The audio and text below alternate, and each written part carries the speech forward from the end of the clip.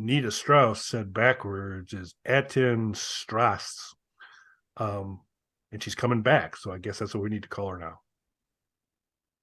Hi, everybody. This is Kelly at KELLYTHUL on Twitter and Instagram. And welcome back to Bog Panda. And with me, as always, I am Dr. Mike at Official Pagan on everything.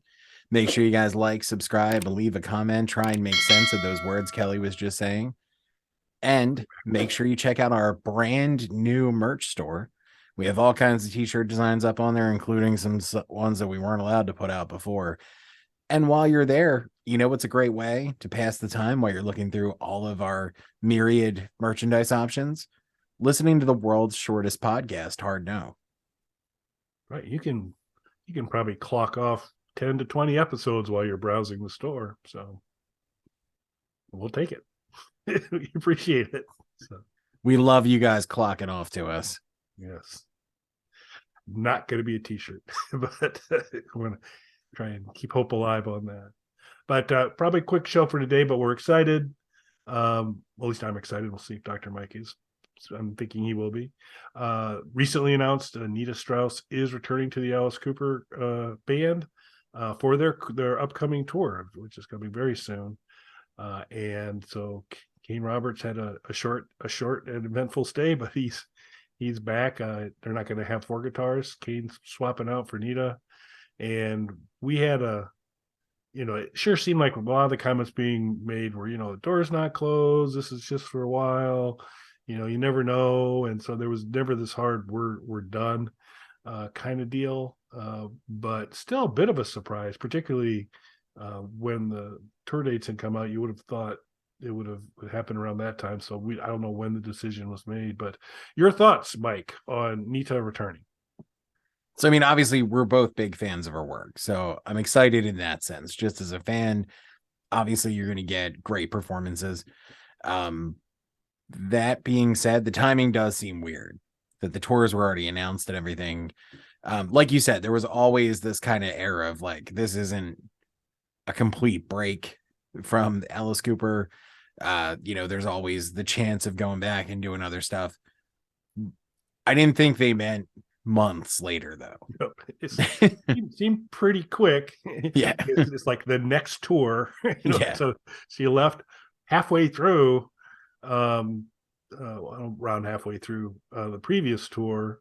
Kane came in right away. They kept rolling on, and now the next round that comes up, she's back, which is great because, like Mike said, we're both big fans. The only although I guess this whole roses on white lace, we're back to my deep and abiding dislike of Raise Your Fist and Yell. And Roses on White Lace is a favorite of Nita's. It's got some, if you're a shredder like she is, there's some good guitar stuff going on there. Kane Roberts was involved in writing it, so he certainly enjoyed it as well. But yeah, I kind of thought, oh, Kane's coming in, maybe we'll get some better Constrictor stuff coming in than Roses on White Lace. But that didn't happen last tour. Roses on White Lace was still there. But Anita coming back, we'll have to see what the set list will include. But outside of that one small little point, couldn't be happier. Although it was cool to see Kane, because I didn't see him during the kind of Constrictor, Raise Your Fist and Yell time frame when he was playing with the band. Although I think he might. No, he was not with the band during Special Forces. So he had a guitar gun, which is why I thought he might be, because the whole Special Forces thing was Alice Cooper's paramilitary Coke Army, but Kane wasn't there. But so we'll miss him. I thought he did a great job. He's fun presence. Nita's obviously an amazing presence, a tremendous guitarist. So it is cool to have her back. That part's excited. Sorry to see Kane go, but it was great to get a chance to actually see him perform with the band. Yeah, it's unfortunate to see Kane go as much as, we're obviously big Nita Strauss fans. He's a great guitar player. And like Kelly said, had he stayed on longer, maybe we would have seen some more Constrictor stuff and different things like that aren't typically a part of the set. It would be, again, though, I just keep falling back on the timing of it's weird. Yeah, it is. Timing when she left was weird, and timing when she came back was weird, but And I don't know so I'm assuming the Demi Lovato world tour is done. I wasn't following it closely to know, but she's certainly unencumbered from that apparently to swing back with Alice. So Well, it seemed like she was trying to use the Demi Lovato tour as a springboard into doing more with her solo stuff, and that seemed like what she was doing. She did a ton of like TV appearances with Demi Lovato, obviously increasing her level of visibility along the way. Then there was a lot of talk of solo stuff, and now she's back in Alice Cooper. Which she may have achieved what she wanted to achieve, get a good pop of it, a whole new audience being aware of this incredible guitarist. And so maybe that'll drive a little bit more people to some of her solo work. So that'll be interesting to see. So we're excited. We did want to kind of get this one out fairly soon since it's been recently announced that she's back. We're excited. Again, no roses on white lace, not needed, just leave it off. If you disagree with that, let us know in the comments, but I think I'm right. I know I'm right. Better yet, why don't we get some monster dogs in the set? I'd be fine with identity crises. And that would be fine for there, but that's about it. I'd like to see some zipper catches skin stuff in Zorro's Ascent would be a tremendous opening song. Just saying, Alice, I know you're a big fan. I know you probably watch Bug Panda all the time. So get that Zorro's Ascent out there. That's good stuff. I mean, we had Roach on a recent episode. Everybody's watching that.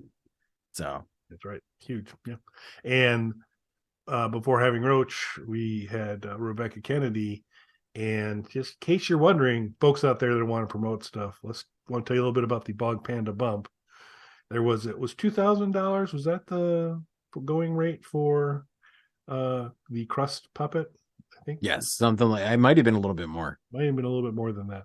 Anyway, it was one of the perks on their still ongoing, but not for too much longer, Indiegogo for the movie Crust. And Rebecca talked about it. And because I am, the owner of the last remaining Piranaconda egg, hardly ever mentioned that, but that's true. I said, boy, that would be a nice additional piece from there, but price tag was a little bit out of my market. But our simple mention of it and discussion, it was gone the next day. So, do the math, folks. The Bog Panda Bump is a powerful thing. Bump is real.